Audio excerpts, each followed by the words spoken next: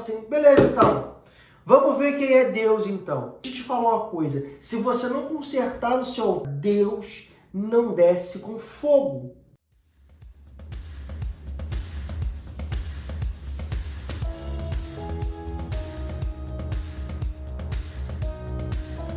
E aí, meus amigos, tudo bem com vocês? Sejam bem-vindos, sejam bem-vindas a mais um episódio da série O Profeta Elias. Meu nome é Caio Azevedo e nesse canal você vai ouvir sobre Deus, sobre família e sobre conhecimento. Muito bem, no nosso último episódio, no segundo episódio, falamos sobre o momento em que o profeta Elias fica ali vivendo, junto ali na casa da viúva pobre. E agora, cara, esse episódio, eu amo essa parte da vida de Elias, que é quando Deus manda ele para um outro cenário. Olha Deus mudando o cenário aí de novo, né?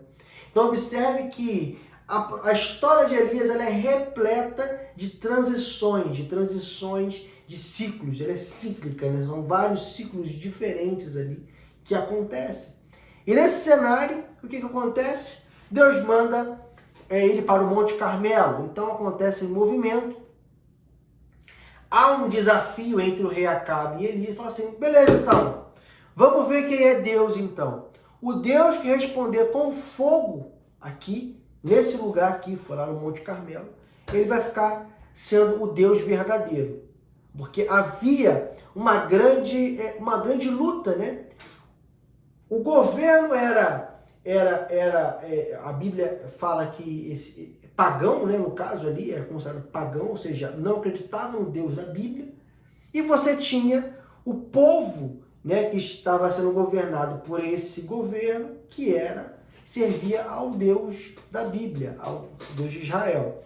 Então, por esse motivo, houve esse conflito, houve esse desafio lá no Monte Carmelo, só para você entender mais ou menos o cenário. Talvez se você não seja cristão, não sei, né?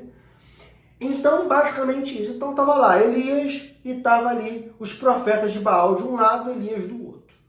E aí começa. E os profetas de Baal e fazendo assim, aqueles rituais, né? Com aquele chicote que tirava sangue e clamando. E a Bíblia fala até que o Elias, ele fez ali uma piadinha, falou assim, olha, esse teu Deus deve estar viajando aí, dá uma ligada para ele, né, entre aspas, e nada acontece. E aí chega a hora, é aí que vem a palavra, ó. Chega a hora do profeta Elias fazer o holocausto dele. E aqui, meus queridos, se eu tivesse que terminar, eu terminaria aqui agora. Olha o que a Bíblia fala que Elias faz. A primeira coisa que Elias faz é reparar o altar. Eita, olha só, hein? E aí que eu trago isso nas nossas vidas. O altar parou de funcionar por quê? Porque o altar foi abandonado. Deixa eu te falar uma coisa, se você não consertar o seu altar, se eu não consertar o meu altar, se nós não mantermos o nosso altar sempre alinhado, cara, Deus não desce com fogo. O Senhor não se manifesta em altar de qualquer forma. A Bíblia fala que primeiro ele restaurou o altar, pegou 12 pedras representando as 12 tribos, reparou o altar e aí sim ele começou a preparar o holocausto, trouxe água e tudo mais. E é bem interessante porque água estava em falta e a Bíblia fala que ele derramou várias quantidades de água, né? Até onde vai a tua fé em momentos de crise, hein? Então, pessoal, observe que a mensagem que eu gostaria de trazer nesse episódio é: precisamos sempre estar com o nosso altar em dia, com o nosso altar reparado. O que é o altar? O altar significa a nossa vida com Deus.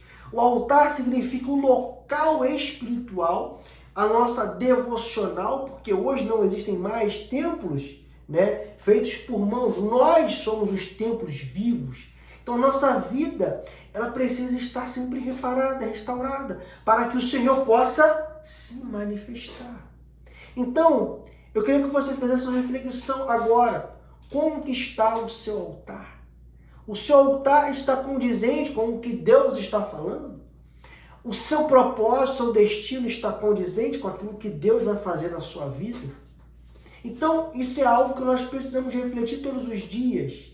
Eu reflito todos os dias. Eu penso sempre o que eu posso fazer para reparar o altar. A maneira como eu lido com os meus filhos, a maneira como eu lido com a minha esposa, com a minha família, a maneira como eu lido no meu trabalho, tudo isso vai influenciar no meu altar. Porque nós somos o altar vivo, o altar o altar com mãos e com pernas, né? O altar que anda, né? Então, como que está o seu altar? Esse vídeo foi bem curto, porque eu queria deixar aqui a reflexão, ok? Como está o seu altar? Bom, você não precisa responder aqui nos comentários, é uma pergunta interna para você. Mas eu vou estar aqui algumas dicas, algumas maneiras que a gente pode fazer para deixar o altar sempre em dia. Primeira coisa, vida de oração. Se você não tiver uma vida de oração, se eu não tiver uma vida de oração, meu querido, o nosso altar vai começar a juntar poeira.